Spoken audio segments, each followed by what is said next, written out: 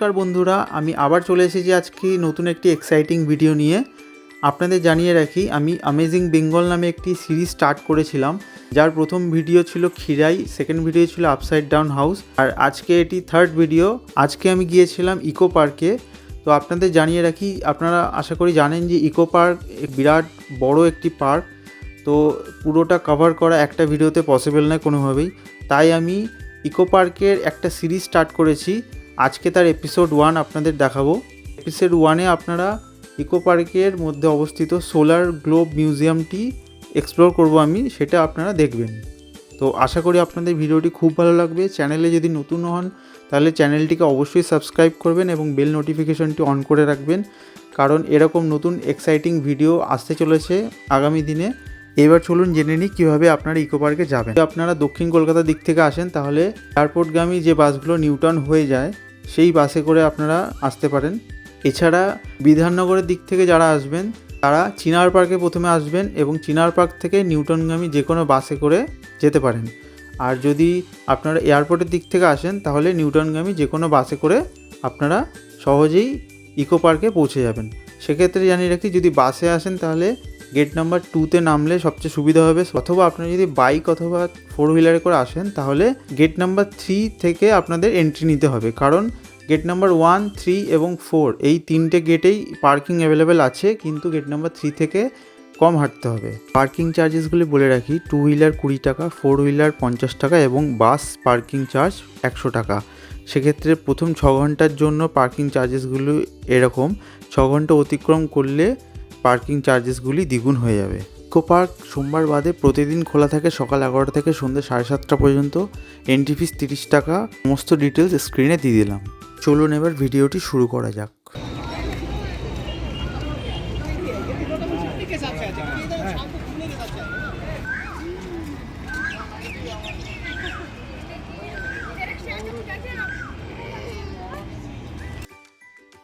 তিন নম্বর গেট দিয়ে সোজা হেঁটে গেলে ঝিলপাড় পড়বে। রাস্তাটা যেভাবে গেছে ঠিক সেভাবেই যেতে হবে।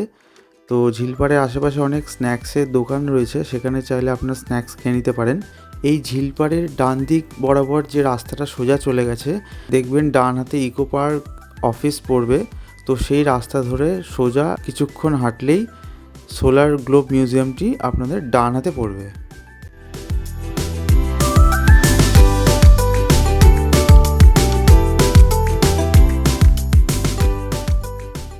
এই সোলার ডোমের প্রবেশ মূল্য মাথাপিছু 200 টাকা এবং গ্রুপ স্টুডেন্টদের জন্য 100 টাকা করে লাগবে। 12ই মার্চ সোলার ডোমের উদ্বোধন করা হয় এবং 5ই নভেম্বর থেকে সোলার ডোমটি দর্শকদের জন্য খুলে দেওয়া হয়। 2000-এর বেশি সোলার প্যানেল দিয়ে নির্মিত এই সোলার ডোমটির উচ্চতা 10 তলা বিল্ডিংয়ের সমান।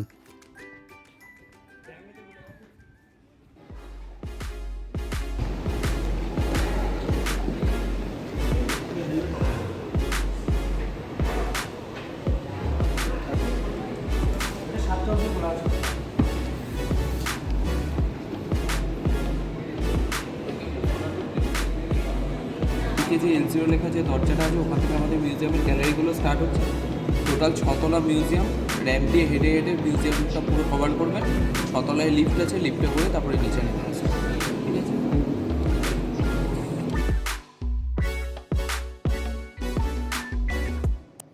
এখানে নিসান কোম্পানির একটি ইলেকট্রিক কারের ফিউচার মডেলের একটি প্রোটোটাইপ রাখা আছে, দেখতে খুবই সুন্দর লাগছে। আপনাদের জানিয়ে রাখি, যদি আপনারা রোবট নেন গাইড হিসেবে তাহলে আপনাদের 100 টাকা করে এক্সট্রা দিতে হবে। আর এখানে একটি ফিউচারিস্টিক রোবট রাখা আছে। এখানে কোন ফ্লোরে কী কী আছে সমস্ত কিছু এখানে ডিটেলসে লেখা আছে।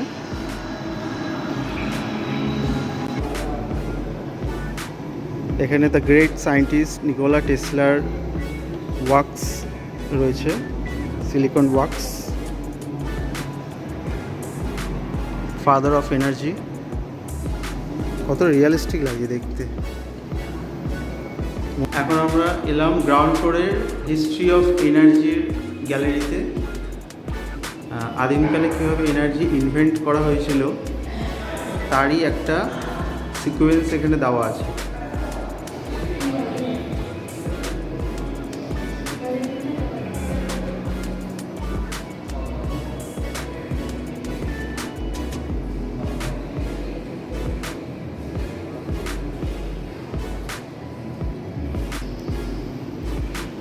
এটা গ্রাউন্ড ফ্লোর দিয়ে এন্ট্রি করলাম।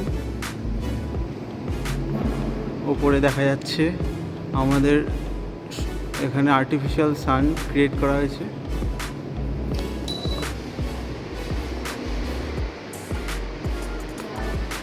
এখানে একটা অ্যান্ড্রয়েড বট রয়েছে।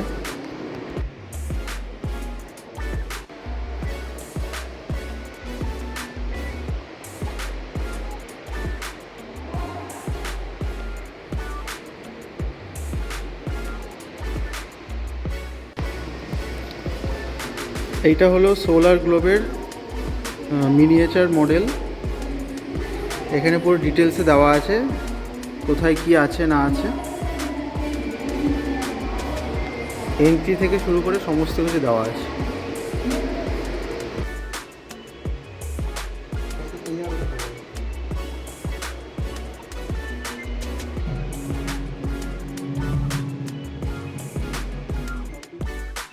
টাচ করলে এখানে তার নিউজটা এখানে দেখা যাবে।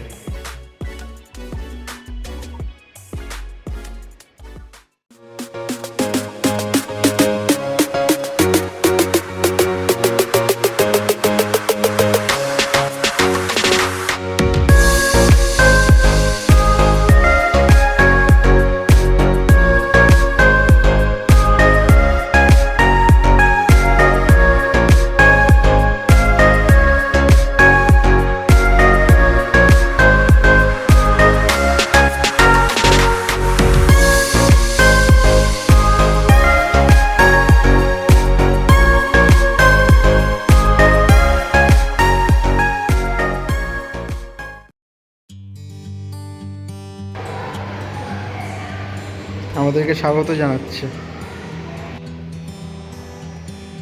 আমরা গ্রাউন্ড ফ্লোর থেকে এবার ধীরে ধীরে ফার্স্ট ফ্লোরের দিকে আস্তে আস্তে যাচ্ছি।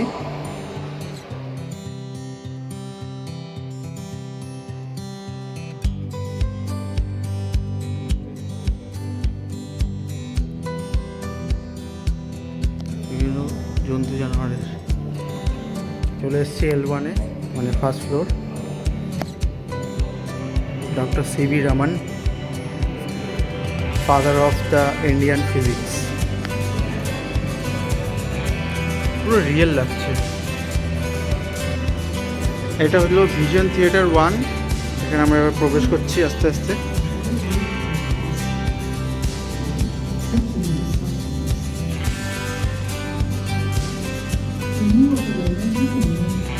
Mission of রিনিউয়েবিলিটি।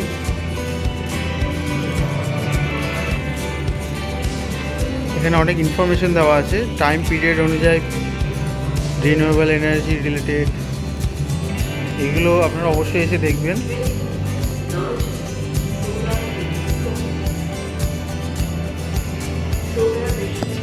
ফার্স্ট ফ্লোরে এটাও একটা আছে, ভিশন থিয়েটার 2। ওয়াও,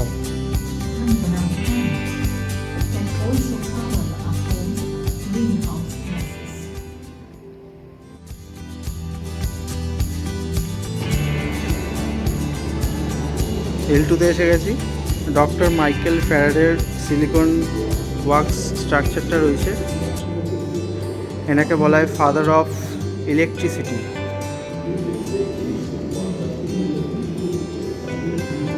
এটি একটি হাইড্রো পাওয়ার প্ল্যান্টের মিনিয়েচার। এখানে কীভাবে হাইড্রো ইলেকট্রিসিটি ক্রিয়েট করা হয়, প্রডিউস করা হয়, তারই প্রসেসটা দেওয়া আছে।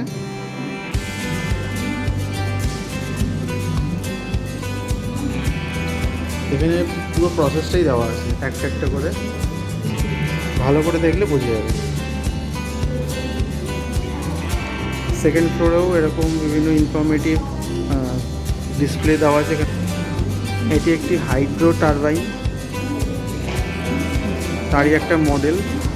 সেকেন্ড ফ্লোরের এটা একটা গ্যালারি। এরপরে উইন্ড টারবাইনের মিনিয়েচার দেওয়া আছে এখানে।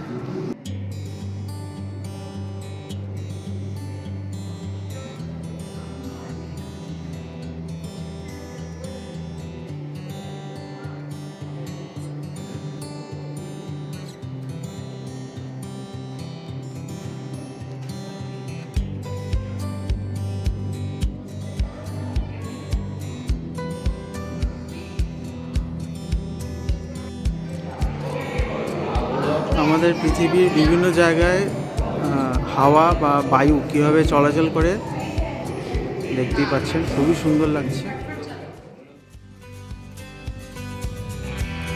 L2 থেকে L3-তে আসাটা খুবই সহজ। এই ছোট্ট সিঁড়ি আছে, ইনি হলেন doctor Satyendranath Bose, father of the god particles. দেখে মনে হচ্ছে উনি ঘেমে আছেন, হাতে হাতে ঘাম, কিন্তু এগুলো ঘাম না, শুকনো। এত নিখুঁতভাবে তৈরি করা হয়েছে। পুরো প্রসেসটা দেওয়া আছে কীভাবে তাপবিদ্যুৎ তৈরি করা হয়।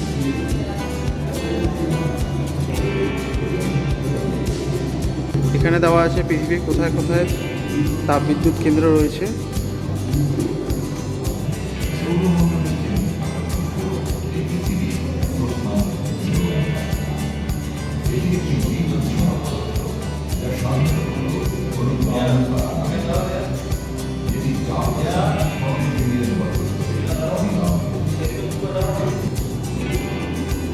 ইনি হলেন doctor James Clerk Maxwell, the father of classical electromagnetism.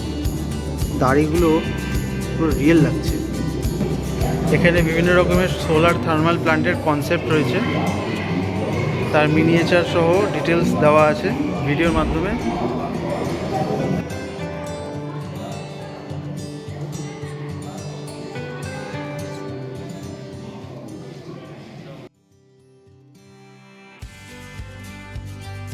এবার আমরা ধীরে ধীরে L4-এর দিকে যাচ্ছি। L4-এ ঢুকেই প্রথমেই রয়েছে ডক্টর অ্যালবার্ট আইনস্টাইন। ওনাকে মডার্ন ফিজিক্সের জনক বলা হয়, আর আমার ফেভারিট সায়েন্টিস্ট। হাই।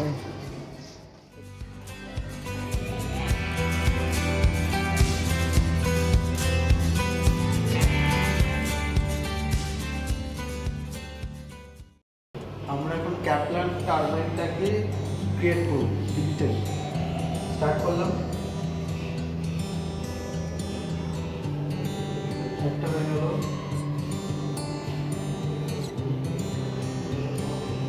দুটো হয়ে গেল,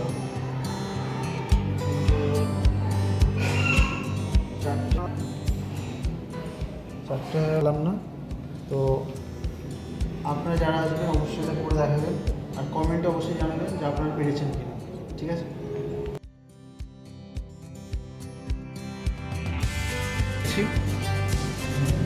L5-এ প্রথমে আমাদেরকে স্বাগত জানাচ্ছেন doctor Steve jobs, father of digital revolution. আপনারা সবাই জানেন ইনি আইফোনের আবিষ্কর্তা।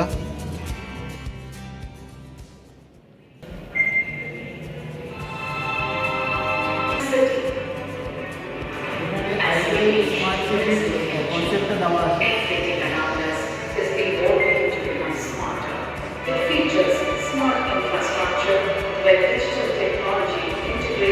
এটা দেখার পরে আমরা এখন পাশে মেবি কোনো গ্যালারি আছে, সেখানে যাচ্ছি।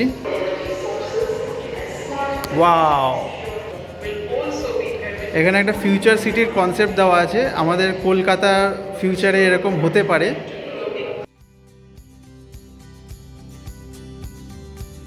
লেভেল 6-এ রয়েছে ফুড কোর্ট, সবচেয়ে ফেভারিট জায়গা। লেভেল 6-এ ঢুকতেই দেখা হয়ে গেল মিস্টার এলন মাস্কের সাথে, father of technology. High mister Elon Musk, কেমন আছেন? উনি হাসছেন আমাকে দেখে, কিন্তু কিছু বলতে পারছেন না। এখানকার কর্তৃপক্ষ বারণ করে দিয়েছে কিছু বলার জন্য।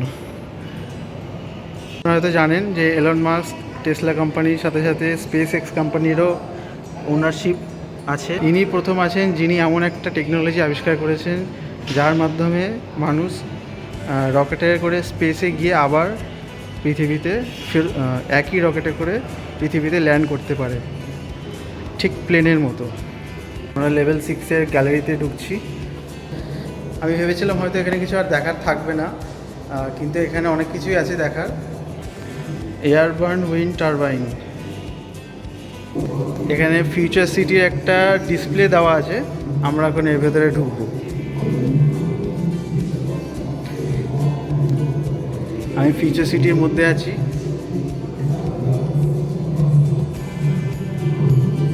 এই যে জায়গাটা দেখা যাচ্ছে, আমার মনে হচ্ছে এটা মার্স মানে মঙ্গল গ্রহের মধ্যে যে প্রজেক্ট মানে হওয়ার কথা আছে মানুষের বসবাসের, তারই একটা কনসেপ্ট দেওয়া আছে। দেখতে পাচ্ছেন এখানে সব গ্রিন হাউস বানানো আছে। এখানে এগুলো হচ্ছে গ্রিন হাউস এক একটা। এটা একটা ফিউচার সিটি। আমি তো কোনোদিন এরকম ফিউচার সিটিতে থাকার সুযোগ পাবো না, তাই এখানে ভার্চুয়ালি ফিউচার সিটির একটা এক্সপিরিয়েন্স করে দিচ্ছি। যারা আসবেন অবশ্যই এই জায়গাটা অবশ্যই দেখবেন, খুবই সুন্দর জায়গা। এরকমভাবে এখানে অনেকগুলি কনসেপ্ট দেওয়া আছে, ভার্চুয়াল কনসেপ্ট। এখানে আপনারা দেখতে পারেন, এখানে বিভিন্ন ডিসপ্লে করা আছে। ডিসপ্লেতে ফিউচার সিটি কীরকম হতে পারে, তার কীরকম কনসেপ্ট, কী কী আবিষ্কার হতে পারে, সমস্ত কিছু ধারণা, তার একটা ধারণা দেওয়া আছে। এই ফিউচার সিটিতে আমাদের এনভায়রনমেন্টকে কীভাবে প্রোটেক্ট করা হবে, কীভাবে এনভায়রনমেন্টকে রক্ষা করে ফিউচার সিটি বানানো যায়, তার একটা কনসেপ্ট দেওয়া আছে এই ডিসপ্লেতে। এটা একটা ফিউচার সিটি যেখানে এনভায়রনমেন্টের কোনো ক্ষতি না করে কীভাবে ফিউচার সিটি বানানো যায় তার কনসেপ্ট দেওয়া আছে। অলরেডি পৃথিবীর বিভিন্ন উন্নতশীল দেশগুলোতে এরকম ফিউচার সিটি তৈরি হচ্ছে। আমাদের দেশেও আশা করি ভবিষ্যতে তৈরি হবে। এখানে কেউ বসে আছে মনে হচ্ছে। আমি প্রথমে ভাবলাম এখানে সত্যি সত্যি কেউ বসে আছে। গাড়ির একটা ফিউচার মডেল, একটা রোবট রয়েছে। হাই, কি মিষ্টি দেখতে রোবটটাকে। এটা হচ্ছে মার্চেন্ট গ্যালারি, মার্চেন্ডাইজ পাওয়া যাচ্ছে এখানে।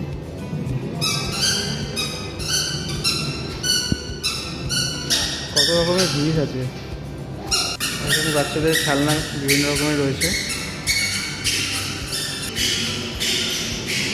অনেক কিছুই রয়েছে এখানে। বেশিরভাগ প্রোডাক্টেরই এখানে এমআরপি দেওয়া আছে, মানে লেখা আছে। আর কিছু কিছু এমআরপি লেখা নেই, সেগুলো জিজ্ঞেস করে নিতে হবে। গ্যালারিতে ঢোকার পরে এখান থেকে এক্সিট করার রাস্তা দেওয়া আছে। তো বন্ধুরা, আজকের ভিডিওটা এই পর্যন্তই। আপনারা অবশ্যই কমেন্ট বক্সে লিখে জানাবেন যে আপনাদের কেমন লাগলো ভিডিওটা।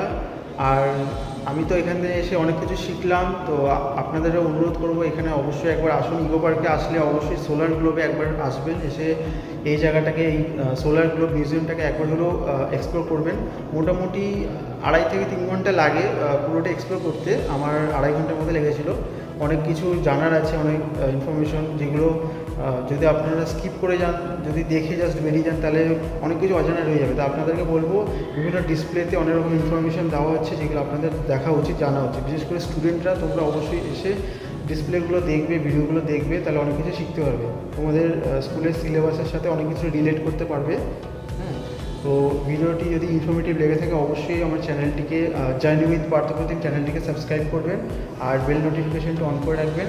আর যদি কোনো মতামত দেওয়া থাকে যে আমার ভিডিওসগুলোকে বা ব্লগগুলোকে যাতে আরও ইমপ্রুভ করতে পারি, আরও ভালোভাবে বানাতে পারি, তার জন্য অবশ্যই আপনাদের যদি কোনো সাজেশন দেওয়ার থাকে অবশ্যই কমেন্ট বক্সে লিখে জানাবেন। এটা ইকো পার্কের একটা আমি সিরিজ স্টার্ট করেছি। এটা ভিডিও 1, এটা এপিসোড 1, সোলার গ্লোব মিউজিয়াম। তো এরপর আমি আস্তে আস্তে পুরো ইকো পার্কটাকে এক্সপ্লোর করব, কারণ ইকো পার্কটা তো অনেক বড়, তাই জন্য ওটা এক্সপ্লোর করতে একটু সময় লাগবে। তো ওই জন্য এটা একটা সিরিজ স্টার্ট করেছি, ইকো পার্ক সিরিজ। তো আপনারা দেখুন, অবশ্যই আপনাদের ভালো লাগবে। আজকে ভিডিওটা এই পর্যন্তই। দেখা হচ্ছে আবার অন্য কোনো নতুন ইন্টারেস্টিং ভিডিও। Thank you. বেরোনোর সময় লিফটে করে বেরোতে হবে। তো এখানে লিফট চলে এসছে আমাদের।